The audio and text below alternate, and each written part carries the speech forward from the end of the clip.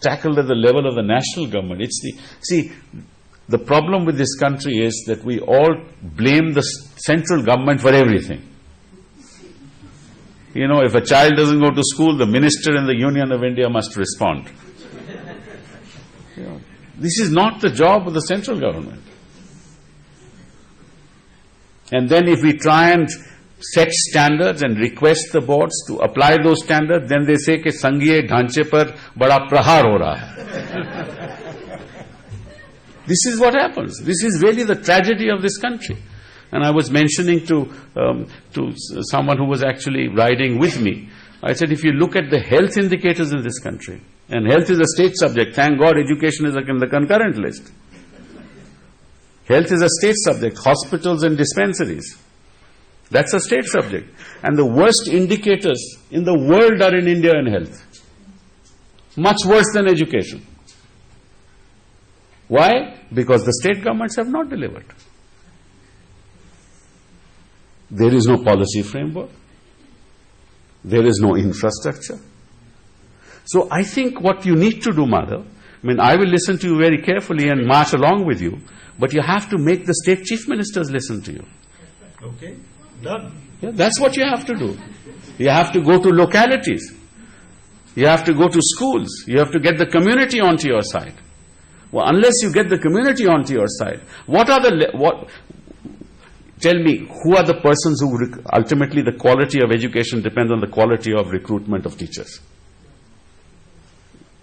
If you don't make teaching an attractive profession, what is the kind of personnel you're going to get in the teaching profession? Who controls that? Not the central government. It's the state government. And what kind of teachers do the state governments give? Contract teachers. What qualification do they have? Next to nothing. Now, what are we trying to do? Through the RTE, we're trying to say, no, okay, we give you 5 years' time. You get those qualifications. But even if they get the qualifications, I don't know. Now you've included the test. They have to pass a particular test before they can teach, the TET. So we are trying to set those standards to ensure that you get quality. But in the ultimate analysis, that delivery mechanism has to be in the state government. And that's where the problem lies. And each state government has a different problem at hand. You have Nakshal areas in some parts of the country. You have northeast where people cannot reach, where schools are not available, where transportation is not available. All those problems are peculiar. Then you have the Nakshal affected areas where the problems are somewhat different. Then you have areas where education is not a priority.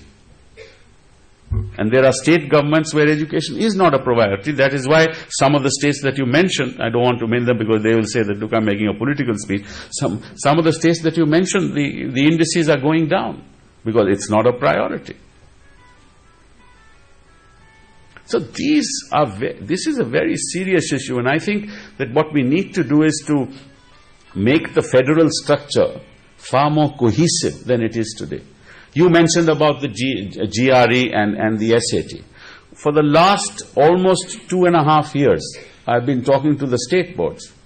And I've been saying, look, we must develop a system through which the outcomes should be tested.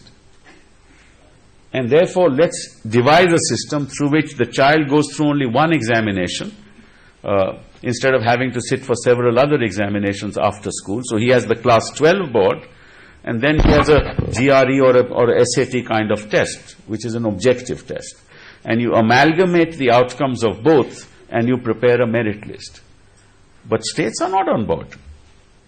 It's very difficult to convince the states. It's very difficult to convince the states to abolish the class 10 board. They've not done it till date. It was very difficult for them to, many states, don't have up to class 8.